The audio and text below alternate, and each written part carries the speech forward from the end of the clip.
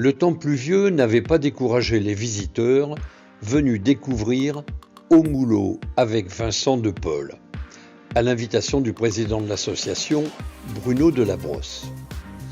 L'occasion de connaître cette structure qui œuvre depuis de nombreuses années dans le domaine de la protection de l'enfance et du tourisme social et solidaire. Après une présentation très complète de l'établissement par les différents responsables, son organisation, ses buts, ses difficultés, ses besoins, à une assistance très attentive, le président a répondu à nos questions. Président, c'est une première, je crois, pour Saint-Vincent de s'ouvrir comme ça en invitant des tas de gens. Quel est votre projet en faisant cela? Alors, notre projet aujourd'hui, cette réunion-là sur invitation, c'est dans un premier temps de faire connaître l'association, parce que, eh bien, quand on parle de nous, de Au Moulot avec Vincent de Paul, on s'aperçoit que les gens ne savent pas qui on est. Et puis, quand les gens passent devant ces grilles du 160 boulevard de la Côte d'Argent, et les gens ne savent pas ce qui s'y passe. Et donc voilà, c'est la priorité de notre projet, c'était ça. Alors, qu'est-ce que vous voulez faire connaître? Qu'est-ce que c'est Vincent de Paul?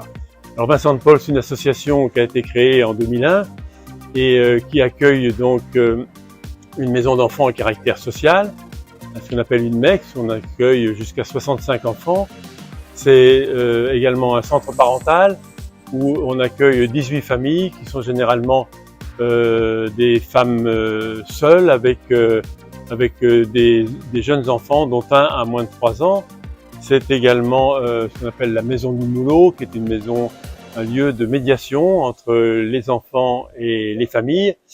Et puis également une autre structure qui est Enfance et Découverte, où là on pratique du tourisme social et on a une capacité environ de 170 lits.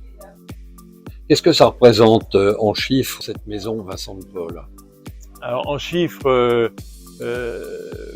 globalement c'est un budget de 7 millions d'euros.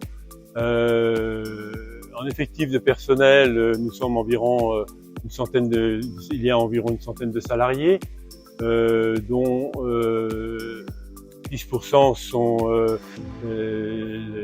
la direction et 50% sont des professionnels, donc des éducateurs spécialisés.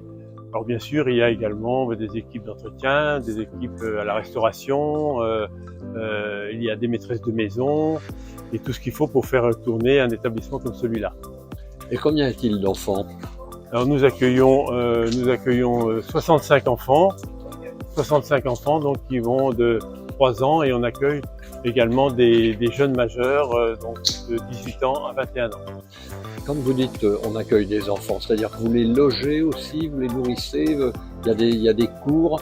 Ah, bien sûr, ce sont des enfants qui sont donc par décision de justice qui sont retirés de leur famille et donc ils sont confiés au département, et les départements ensuite nous les confient à des maisons comme les nôtres, et on se doit donc de les accueillir, de bien sûr les nourrir, ce que chacun fait avec ses enfants de chez soi.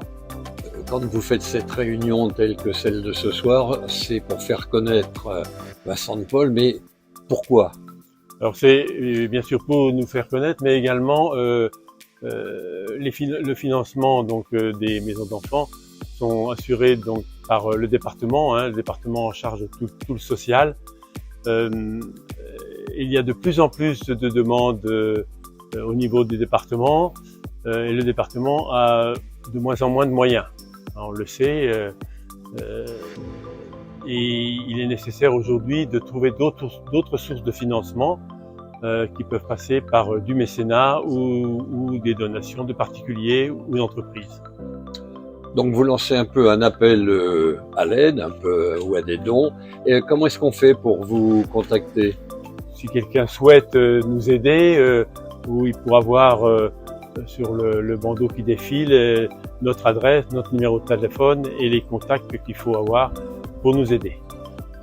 Ces dons sont déductibles des impôts?